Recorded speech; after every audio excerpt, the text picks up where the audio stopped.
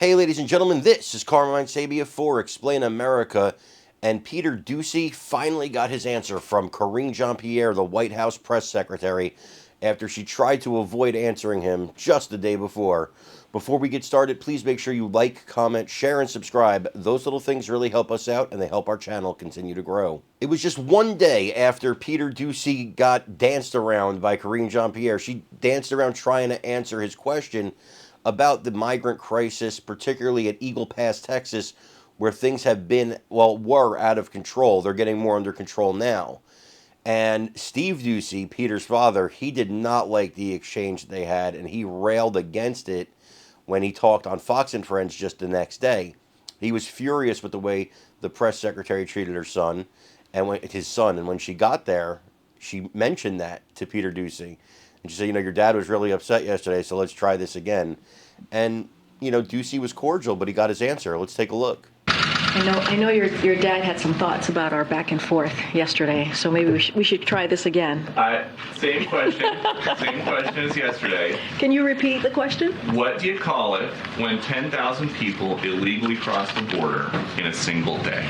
So here's what I will say. And you heard me say this a couple times, and I'll say it again because it is the facts. On day one, the first day of this president's administration, he put forth a comprehensive immigration reform that we believe that was desperately needed for this country. Right? As we know, and you've heard us say this many times before, we are dealing with a broken system. And no action was taken from Congress.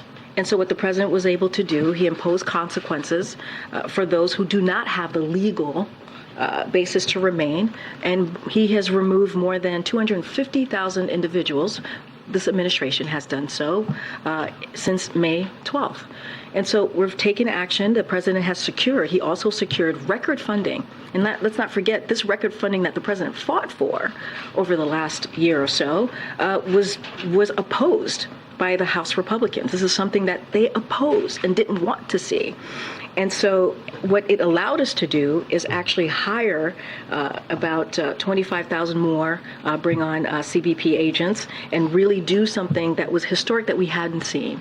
And so a broken system, it's been broken for the past couple of decades. The last administration certainly gutted the immigration system for 4 years. That's what they did.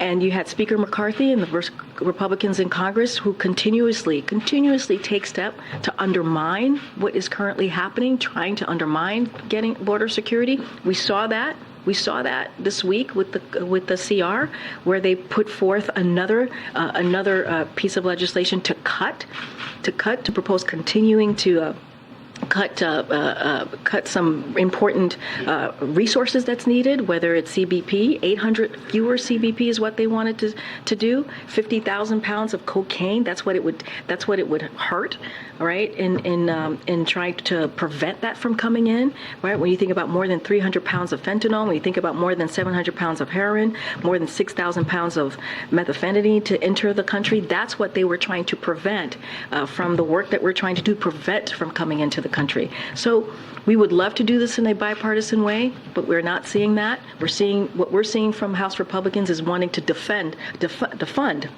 DHS. But of course, her answer is ridiculous.